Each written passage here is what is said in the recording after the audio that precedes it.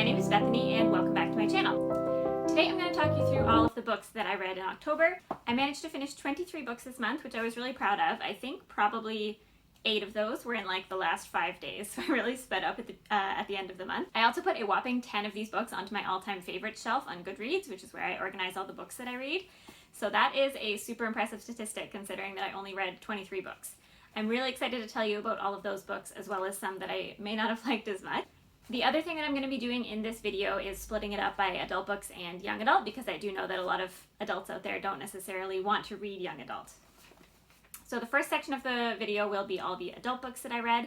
The second will be young adult books that I think adult readers would enjoy, and then the strictly young adult books that are kind of like, you know, younger writing and reading. Okay, so first up, I've got all the adult books I got through this month here, and we are going to get started. The first adult book that I read was Home Before Dark by Riley Sager, which I read as a library book. I gave this one 5 stars, and it is definitely my all-time favorite thriller now. To be fair, I haven't read that many thrillers, but if I had to choose, this would be my favorite.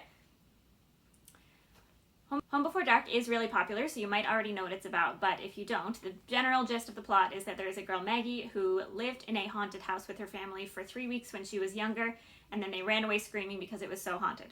She doesn't believe that it was actually haunted. She thinks that her father just made it up to get a book deal. So she goes back to fix up the house when he dies and leaves the house to her, and she is basically just trying to figure out if it is really haunted or not. I was scared out of my goddamn mind the whole time I was reading this book. I had nightmares, I couldn't sleep, and I loved it. It was really good. I am like a major baby about anything scary, so even if you are too, you might like this one. I would just recommend reading it during the daytime, bright lights, and not sleeping alone at night. Okay, the next 2 adult books I read, I have talked about a little bit in my October book haul, and that is From Blood and Ash and Kingdom of Flesh and Fire by Jennifer L. Armentrout. So these are the same series, book 1 and book 2, and they are definitely adult. I gave the first book a 4-star, and then I gave the second book a 5-star, which I think is likely just a result of getting a little bit more attached to the characters. These are set in a high fantasy world. However, if you go into these books expecting like a beautifully built world with like a very logical plot and like a strict focus on the fantasy, you will be very disappointed. If you go into these looking for romance with a backdrop of fantasy, you will absolutely love them, and that is what I did. So these follow a girl named Poppy, who is the maiden, so she's secluded from society, and then one of her guards kind of opens her eyes to the world around her. As you can imagine, she falls in love with the guard. There is a little bit of like an enemies to lovers thing. I've actually never read a Jennifer L. Armentrout book before, but I'm really excited to read more now. These are like 600 pages each, and I just flew through them, so they're super easy and quick read. She's got a great writing style. I still think that I'm a little bit confused about what's actually going on in the world, but as I've said, I don't really care. I'm here for the romance, so if you like romance, check these out. Next, I read possibly my favorite book of the year so far, and that is Take a Hint, Danny Brown by Talia Hibbert. In my last wrap-up, I read Get a Life, Chloe Brown by the same author, and this is like a companion book, so there's 3 books in the series all following a different sister, so you don't need to read them in the same order or anything like that, but they are kind of like, you know, you get to learn more about the other sister once you read this book. I read this as an ebook and then immediately went to chapters when I finished to buy the book because I knew I needed to reread it like every month. I could not stop reading this. I was so addicted to it. It's the best book I've ever read. I cried. I loved it so much. Okay, plot. Yes, that's important. So basically this is about a girl named Danny who knows what she wants, and that is not a relationship. She meets a guy and they end up kind of having to fake date for a publicity stunt. However, once they start to fake date, they realize they might really have some feelings for each other, and that doesn't meet kind of what they started out this relationship as. So I absolutely love when people in books have to fake date and then they end up falling in love. It's so cute every time. Danny is amazing. The characters in these books are so like realistic and well built. They've all got issues that are so relatable. Danny specifically has commitment issues and self-worth issues. I can't rave about this book enough. Everyone needs to read it. I love it. I forgot to say, but obviously this is a 5-star read. I would give it 6 stars if I could. Okay, next up I read A Deadly Education by Naomi Novik, which again I have talked a little bit about. I just want to repeat that there is some controversy around some possibly racist paragraphs in this book, so definitely do your own research on it. I gave this one 4 stars. It was good. It didn't blow me away. I am going to read the sequel, so there's nothing necessarily wrong with it. It just didn't wow me enough to get that extra star. So this follows a girl named Galadriel, but she goes by Elle, attending a magical school where there are monsters basically trying to kill you all the time. There's also no teachers. They're basically just like thrown into this school, all the magical teenagers in the world, and they have to fight for their lives. I love anything with a magical school, and I did enjoy this. I flew through it, and yeah, it was pretty good. But again, not my all-time favorite. I read another adult romance a little bit later in the month, and that was Red, White, and Royal Blue by Casey McQuiston, and again, all-time favorite book, absolutely amazing. So this one follows Alex, who is the son of the President of the United States, and Henry, who is a Prince of England. The hardest thing about reading this book is that his mom, who is the President of the United States, is awesome and someone that you would actually want to be president. So there's even an author's note at the end where she's like, I started writing this before the 2016 election, etc., etc. So it's a very kind of utopic concept of America. But anyway, that's beside the point. So Alex and Henry have always hated each other. They're kind of rivals, I guess. I was a little bit unclear on why they hated each other in the beginning of the book. I think it was kind of just a plot device. So I was a little bit worried that I wasn't going to like it. Then they have to basically fake a friendship for the press. Again, I love this kind of plot. And they end up falling in love. So without trying to spoil the book, basically they start flirting through their friendship. Things happen. It's adorable. There's political intrigue, lots of gossip. Amazing side characters that are super fleshed out, and you're rooting for them just as much as you're rooting for Alex and Henry. Again, I cried. This one was amazing, and I'm really excited to read Casey McQuiston's next book. I think it involves a train, so train romance, I'm down. This one was also a 5-star read. The last adult romance I read this month was It Ends With Us by Colleen Hoover. I picked this up without really looking it up online or knowing anything about it. I just knew that I had wanted to read something by Colleen Hoover, and this one was there. So I was expecting it to be a nice, light, fluffy romance, but this is very depressing, very hard-hitting. It deals with lots of issues. I don't want to say what they are because I think it's important that you go into this book kind of not knowing what's going to happen and you experience it along with the main character. But it is very deep. I cried again. How many times am I going to say I cried in this video? Let's find out. I would recommend this, but don't go into it expecting a nice feel-good romance. It's a lot to deal with. Basically, it follows a girl named Lily who lives in Boston, and she started her own flower shop business.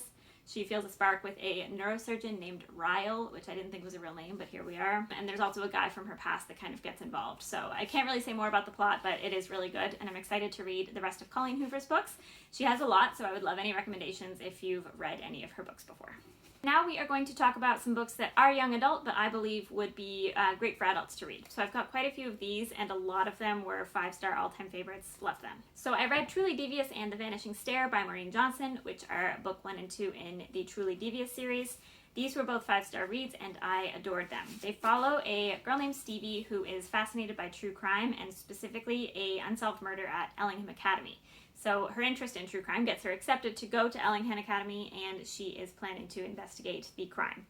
There also ends up being a present-day mystery, so it's kind of in dual timelines. Stevie is one of my all-time favorite protagonists. I really loved her. She has anxiety, and I also have anxiety, and I just felt very represented. Everything that she thinks or says or does, I just thought, yes, that's exactly how I feel. So I flew through these because of that. I was super into them. The mystery also is great, and I love anything set at a school. So I immediately ordered the 3rd book in the series, and the last one comes out next year, so I'll be pre-ordering that as well.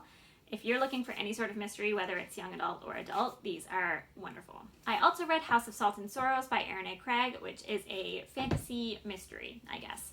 So this is apparently a 12 Dancing Princesses retelling.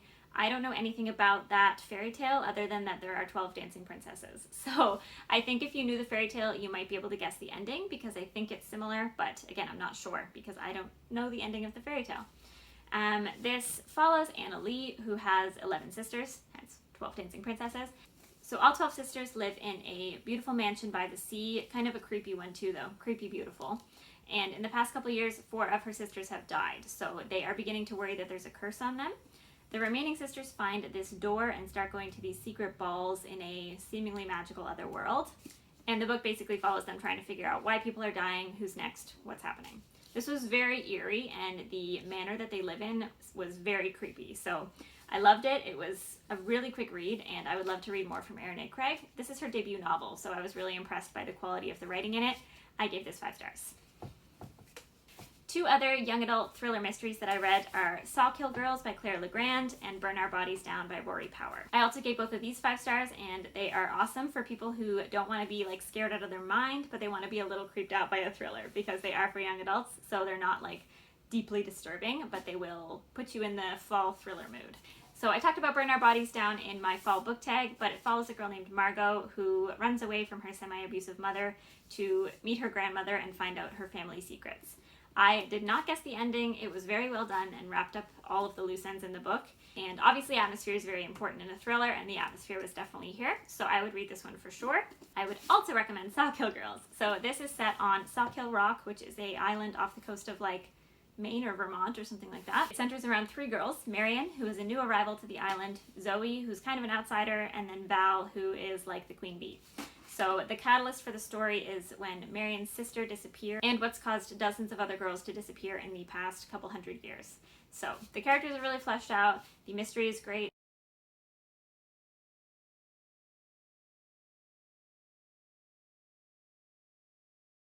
This month I also read Six of Crows and Crooked Kingdom by Leigh Bardugo. Pretty much anyone who has ever read young adult fantasy has heard of these books. They are huge, and I had somehow never read them. These, along with the author's Shadow and Bone trilogy, are going to be made into a Netflix series soon, so it's a really good time to jump on them. I gave Six of Crows 5 stars and Crooked Kingdom 4 stars. So this follows 6 teenagers living in a magical city called Ketterdam, which is kind of inspired by Amsterdam. Makes sense. And the first book is them trying to pull off a really big heist, basically. And then the second book is kind of the aftermath of that. I do find that the second book drags a little bit in my opinion, but it is a little bit more emotionally hard-hitting too. So it is really good. I really love this collector's edition, and I definitely want to get Crooked Kingdom in the matching collector's edition because it's just beautiful. And my favorite part is that it has character art at the end. So it really helped me kind of understand the characters better and be able to flip back and look at them whenever I wanted. Leigh Bardugo's writing never fails, so I definitely loved these, and I'm so excited for the show. I wish they would tell us a release date, but they haven't. I have saved the best for last here. The 2 best books that I read this month were Strange the Dreamer and Muse of Nightmares by Laini Taylor. I talked a little bit about Laini Taylor in my November TBR, but I loved her Daughter Smoke and Bone trilogy, maybe 5 or 6 years ago. And then when these came out, I read the plot and thought, that doesn't sound interesting, and I never read it. I can't believe it took me so long to pick them up because these were so good. I'm considering getting a tattoo. I've gotten like merch already, and I have it hanging on my walls, so I'm obsessed with these. The plot does sound weird, I'll admit, but it's not about the plot for these books, it's about the writing. Laini Taylor's prose is perfect. I can't imagine a better writer for me. So these follow a boy named Laszlo Strange, hence Strange the Dreamer. He is the dreamer. He has always been obsessed with a mythic city of Weep, and the city's real name was lost in some sort of magical event when he was younger. He is now living in a library, and then he gets the opportunity to travel to this lost city. So that's where the first book starts off, and then it all kind of goes from there. I don't want to say too much because you really need to go into this book not knowing anything about them. Considering that it's just a duology, the characters are very well fleshed out and the relationships seem very real. Again, the writing is absolute perfection, and I can't think of a single flaw about these books. So 10 stars each, if that's a thing. Can't wait to read more from Laini Taylor, and I can't wait to reread these all the time. So next up, we're going to go through all of the strictly young adult books that I read, which were a little bit younger. So I read Hunting Prince Dracula, Escaping from Houdini, and Capturing the Devil by Carrie Maniscalco, and these are books 2, 3, and 4 in the Stalking Jack the Ripper series. So the first book followed Audrey Rose and Thomas as they tried to find out who Jack the Ripper was. In the second book, Hunting Prince Dracula, they go to a forensics school, basically, in Romania, which is super random, but here we are. They are trying to find out if Prince Dracula is real or not because there are victims showing up with all the blood drained from their body. In Escaping from Houdini, they are on a luxury ocean liner to America, and there's a circus troupe on board. Harry Houdini is there. And then people start showing up missing. And then in the fourth book, it's set between New York and Chicago, and they are trying to find, again, a serial killer. So all of the books, they are linked in the romance plot and just the general background stories, but there's a separate mystery in each one, and you do get them resolved. I gave all of these a 3.5 stars. They weren't amazing, and I didn't love them, but they weren't terrible, They were enjoyable, and I might reread them, but I don't know. I don't know exactly how to explain why I didn't love them. The writing just felt a little bit flat to me. I never really felt Audrey Rose, the main character. I never felt her feelings as though they were real. I think it was a lot of telling and not showing. She'd say constantly how in love she was with Thomas, and she'd constantly say how scared and frightened she was, but I never felt that that was real. So, I don't know. I'm glad I read these in October for sure, but not my favorites. I also read Miss Peregrine's Home for Peculiar Children. This was a reread, and I gave it 4 stars. I don't think these are the most amazing books of all time, but they are just cool, really. I was talking about them in my November TBR, but they are a story built around these found creepy photos. So the basic concept is that Jacob goes to an island off the coast of Wales where his grandfather used to live and finds some magical children. I am planning to continue with the series, and these are great for October. I also read The Damned by Renee Ahdieh, which is the sequel to The Beautiful, and I gave this 3.5 stars. I do love the setting of these books. They're set in New Orleans in, I believe, the 1800s, and you really do feel like you're there. They're great for October. Again, a lot of these books are maybe okay, but if you read them in October, they're a little bit better. But yeah, the first book follows Celine, who comes from Paris to New Orleans, and there's a mysterious boy named Bastien. So I can't say what this one is about without spoiling it. But yeah, again, it was just okay. I think that I was just a little bit bored. Nothing really felt that important to me in these stories, even though there was lots of matters of life and death. And even when they were talking about something that was supposed to be dramatic, I just felt that everything that they were saying or thinking came across as very dramatized. I do love Renee Audier's writing, but I don't know that this is my favorite series.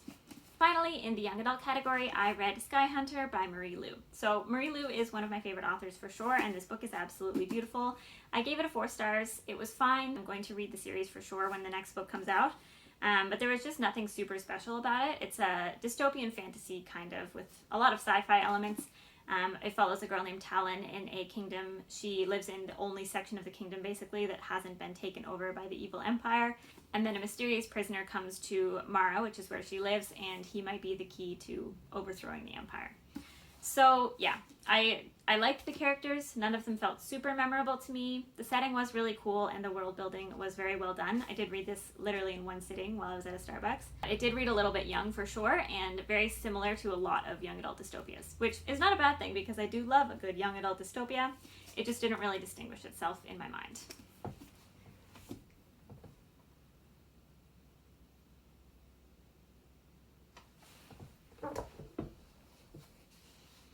So that brings us to the end of the 23 books that I read in October. I really wasn't expecting to read that many, so we'll see how many I get to in November. I think I have 15 or 16 on my TBR, so we might be able to throw in a few more there. I'd love to hear what you read in October and if you would recommend or not recommend any of the books that were on your list. I hope you're having a great day.